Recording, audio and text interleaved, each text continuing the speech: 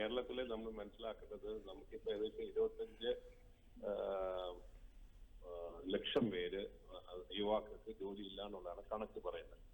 നമുക്ക് 35 ലക്ഷത്തോളം അന്യ സംസ്ഥാന തൊഴിലാളികൾ, അതിഥി തൊഴിലാളികൾ കേരളത്തിൽ ജോലി ചെയ്യുമ്പോൾ നമ്മൾ 25ഓളം ലക്ഷം പേര് കേരളത്തിൽ പണിയെടുക്കാതെ പഠിത്തവും എല്ലാം നല്ല രീതിയിൽ പഠിത്തവും കഴിഞ്ഞ് വീട്ടിലിരിക്കുക. അപ്പം അതിന്റെ ഒരു ഭാഗമായിട്ട് കേരളത്തിൽ നമുക്ക് എല്ലാവർക്കും ഇൻഡസ്ട്രീസ് ഒരിക്കലും കേരളത്തിൽ വരാൻ പറ്റില്ല. ഭയങ്കര ഡിഫിക്കൽട്ടാണ്. കാരണം പൊള്യൂട്ടിംഗ് ഇൻഡസ്ട്രീസ്, ഹെവി ഇൻഡസ്ട്രീസ്, IT ഇൻഡസ്ട്രിയാണ് ഏറ്റവും കൂടുതൽ, ടൂറിസം ഇൻഡസ്ട്രിയാണ്. പക്ഷെ സംസ്ഥാന സർക്കാർ കൊണ്ടുവന്ന ഒരു പദ്ധതിയാണ് ഈ MSMEയെ ഏറ്റവും കൂടുതൽ പ്രൊമോട്ട് ചെയ്യുന്ന രീതിയിൽ കൊണ്ടുവന്നപ്പം ഏകദേശം 3,30,000 MSME കൂടുതൽ രജിസ്ട്രേഷൻസ് വന്നെങ്കിലും നമ്മളാലും ഒരു കുറച്ച് പൊഴിഞ്ഞു തന്നെ പറ്റും. എന്നാലും ഒരു 3 ലക്ഷം MSME ഇൻഡസ്ട്രീസ് വരുമ്പം അത് മാനുഫാക്ചറിങ് സെക്ടറിൽ സ്വന്തമായിട്ട് ആൾക്കാർ സ്റ്റാർട്ടപ്സ് എല്ലാം കൂടെ വന്ന് ചെയ്യുമ്പം അവർക്ക് കിട്ടാൻ പോകുന്ന ഏറ്റവും വലിയൊരു ബെനിഫിറ്റ് ആണ് ഇപ്പൊ ഈ എംപ്ലോയീസ് ഈ പറഞ്ഞ ഇൻസെന്റീവ് സ്കീം. മനസ്സിലല്ലേ? അപ്പൊ എംപ്ലോയീസ് ഇൻസെന്റീവ് സ്കീം എന്ന് പറയുന്നത് ഗവൺമെന്റ് ഓഫ് ഇന്ത്യ കൊണ്ടുവന്ന സ്കീം പറഞ്ഞാൽ പ്രൊമോട്ടിംഗ്, ഇപ്പൊ അവര് 1,000 കോടി രൂപ മാറ്റി വെച്ചിരിക്കുകയാണ്. പറഞ്ഞാൽ 3.5 കോടി ആൾക്കാർക്ക് ജോലി ഈ ഒരു 2 വർഷത്തിന്റെ വിൻഡോയ്ക്കകത്ത് അവർക്ക് ജോലി കിട്ടാനുള്ള ഒരു പീരിയഡിനകത്ത് ബെനിഫിറ്റ് കൊടുക്കാനുള്ള സാധ്യത കൊണ്ടുവന്നിട്ടുണ്ട്. അത് 2 രീതിയിൽ കൊണ്ടുവന്നു. ഓഗസ്റ്റ് മുതൽ നമ്മൾ വന്നിരിക്കുന്നത് ജൂലൈ 31 വരെയാണ്. ഓഗസ്റ്റ് 25 മുതൽ ജൂലൈ 27 വരെയാണ് ഇത് വെച്ചിരിക്കുന്നത്. അപ്പൊ നമ്മൾ കാണേണ്ട 2 കാര്യമാണ്. അതിൽ എംപ്ലോയീസിന് എന്നുള്ള ബെനിഫിറ്റ് ഒന്നുണ്ട്, എംപ്ലോയീസിന് ഒരു ബെനിഫിറ്റ് വേറെ ഉണ്ട്.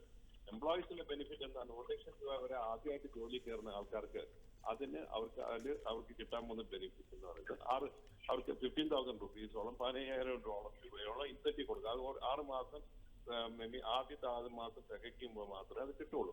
പക്ഷെ ഇതിനകത്തുള്ള ഒരു കണ്ടീഷൻ എന്ന് പറയുന്നത് നമ്മൾ മനസ്സിലാക്കണം. EPF ആയിട്ടുള്ള രജിസ്റ്റേർഡ് ആയിട്ടുള്ള എംപ്ലോയീസിനെ അത് കിട്ടുള്ളൂ. എംപ്ലോയ്മെന്റ് പ്രോവിഡന്റ് ഫണ്ട് ഓർഗനൈസേഷനായിട്ട് രജിസ്റ്റേർഡ് ആയിരിക്കണം.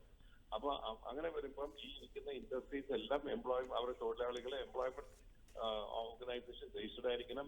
മാത്രമല്ല ഇതിന്റെ അകത്ത് നമ്മൾ മിനിമം ക്രൈറ്റീരിയ നമ്മൾ പറയുന്നത് ഓർത്തോളം നമ്മൾ അതിലവർ പറയുന്നത് മിനിമം 5 എംപ്ലോയീസ് എങ്കിലും 50 താഴെയുള്ള എംപ്ലോയീസ് താഴെ കാണണം.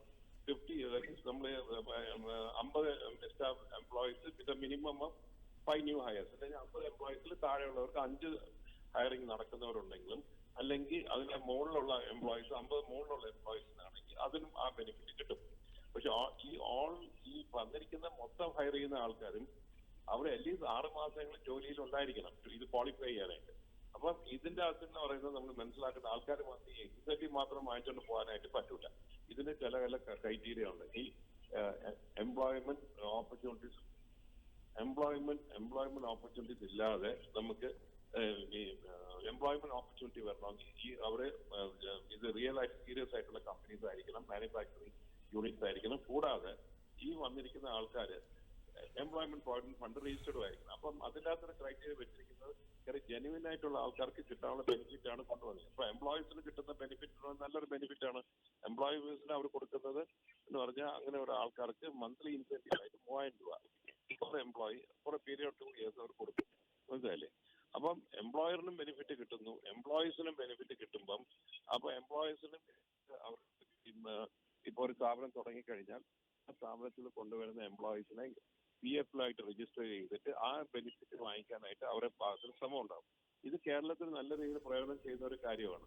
കാര്യം ഇതിനകത്ത് ഈ ക്രൈറ്റീരിയക്കകത്ത് സർക്കാരിന്റെ ഇനിമ ജോലി കിട്ടുന്ന സാധ്യതകൾ കുറഞ്ഞിട്ടുണ്ട്. സർക്കാർ ജോലി കുറഞ്ഞു വരുവാണ്. ഇപ്പൊ എല്ലാം പ്രൈവറ്റ് സെക്ടറിലോട്ടും സ്വന്തമായിട്ട് ബിസിനസ് ചെയ്യുന്ന സെക്ടറിലോട്ടും ആൾക്കാർ മാറി തിരിഞ്ഞു പോയിട്ടുണ്ട്. അങ്ങനെ ഇരിക്കുമ്പം ഈ വന്നിരിക്കുന്ന അതൊക്കെ ഇൻസെന്റീവ് സ്കീം ഏറ്റവും കൂടുതൽ ബെനിഫിറ്റ് ചെയ്യാൻ പോകുന്നത് കേരളം തന്നെ ആയിരിക്കും. ആ കാര്യം പ്രത്യേകിച്ച് നമ്മൾ MSME നല്ല രീതിയിൽ പ്രൊമോട്ട് ചെയ്തിട്ടുണ്ട്. ആ MSME നടത്തുന്ന മിനിമം നമുക്കൊരു 5 എംപ്ലോയീസ് ഇല്ലാതെ പറ്റില്ല. അപ്പൊ എംപ്ലോയീസ് വേണം. അപ്പൊ എംപ്ലോയീസിന് വരുമ്പം അതിന് കൊടുക്കാൻ പോകുന്ന സാലറിക്കകത്ത് ഇൻസെന്റീവ് കൂടെ കിട്ടുമ്പം എംപ്ലോയറിനും ആ ബെനിഫിറ്റ് കിട്ടുന്നു, എംപ്ലോയിയും കിട്ടുമ്പം കേരളത്തിലായിരിക്കും ഇത് ഏറ്റവും കൂടുതൽ ബെനിഫിറ്റ് വരാൻ പോകുന്നത്. അത് 2 വർഷത്തിനകത്ത് നമുക്ക് 25 ഇപ്പൊ കണക്ക് നമുക്ക് കേരളത്തിൽ എപ്പോഴും ഒരു പ്രോബ്ലം എന്താണെന്ന് പറഞ്ഞാൽ പ്രോപ്പർ ആയിട്ടുള്ള സ്റ്റാറ്റിസ്റ്റിക്സ് ഇല്ല. 25 ലക്ഷം പേര് ആൾക്കാർ ജോലി ഇല്ല എന്ന് പറഞ്ഞ് സർക്കാർ പറയുന്നുണ്ടെങ്കിലും ഇതിന് പ്രോപ്പറായിട്ടുള്ള ബ്രേക്ക് ഡൗണും ഇതിന്റെ കണക്കൊന്നും കൃത്യമായിട്ട് ഇപ്പൊ നമ്മൾ പറയുന്നത് 35 ലക്ഷം അതിഥി തൊഴിലാളികളുണ്ട്. പക്ഷെ അതിഥി തൊഴിലാളി 35 ലക്ഷം ഉണ്ടെന്ന് പറഞ്ഞാൽ ഈ 35 ലക്ഷം പേരെന്നുള്ളതിന്റെ കണക്ക് ഗുലാത്തി ഇൻസ്റ്റിറ്റ്യൂട്ട് നമുക്ക് തരുന്ന കണക്കാണ്. അപ്പൊ അതിന് ഒരു പ്രോപ്പറായിട്ട് ഡാറ്റയും സ്റ്റാറ്റിസ്റ്റിക്സ് എടുത്തു നോക്കിയാൽ ഇപ്പം ഈ 3,30,000 മുകളിലുള്ള MSME രജിസ്ട്രേഷൻ ഉള്ളത് ഇൻഡസ്ട്രീസ് ഡിപ്പാർട്ട്മെന്റ് കയ്യിൽ കംപ്ലീറ്റ് ആയിട്ടുള്ള റെക്കോർഡ്സ് ഉണ്ട്. അതിൽ ഒരു 10% അല്ലെങ്കിൽ 15% ആൾക്കാർ പൊളിഞ്ഞു തന്നെ വെച്ചോ. എന്നാലും ഒരു 3 ലക്ഷം പേര് 3 ലക്ഷം MSME യൂണിറ്റ്സ് വരാനുള്ള ചാൻസസ് ഉണ്ട്. അത് ഇത് എന്ത് നോക്കിയാലും കേന്ദ്ര ഗവൺമെന്റ് കൊണ്ടുവന്നിരിക്കുന്ന രണ്ട് ഭാഗമാണ്. ഒന്ന് benefit for the first time വർക്കേഴ്സിന് കിട്ടുന്ന ഒരു ബെനിഫിറ്റും, പിന്നെ എംപ്ലോയ്മെന്റ് ജനറേറ്റ് ചെയ്യുന്നതെന്ന് എംപ്ലോയീസിന് കിട്ടുന്ന ഒരു ഇൻസെന്റീവ്. ഇത് രണ്ടും കൂടെ വരുമ്പോൾ തീർച്ചയായിട്ടും എനിക്ക് തോന്നുന്നു ഇതിലൊരു മേജർ ബെനിഫിഷ്യറി കേരളം തന്നെ ആയിരിക്കും എന്നുള്ളതാണ്. അത് സംശയമൊന്നുമില്ല. ഇത് എനിക്ക് തോന്നുന്നു ഇത് ഗവൺമെന്റ് ഓഫ് ഇന്ത്യയുടെ നല്ല രീതിയിൽ ഒരു ഇത്രയും കോടി രൂപ 1000 കോടി രൂപയോളം മാറ്റി വെച്ചിട്ട് ഈ പദ്ധതി നടപ്പിലാക്കാൻ 2 വർഷം ഉള്ള വിൻഡോ ആണ് കൊടുത്തിരിക്കുന്നത്. 2 വർഷത്തെ കാലാവധി. ആ കാലാവധിക്കകത്ത് ഇത്രയും ആൾക്കാർക്ക് തൊഴിൽ കൊടുക്കാൻ പറ്റും. 3.5 കോടി ആൾക്കാർക്ക് ജോലി കൊടുക്കാൻ സാധ്യത ഉണ്ടെന്നുള്ളതാണ് അവർ എക്സ്പെക്ട് ചെയ്യുന്നത്. എനിക്ക് തോന്നുന്നു ഇത് വിജയിക്കും എന്നുള്ളതാണ് വ്യക്തമായിട്ട്.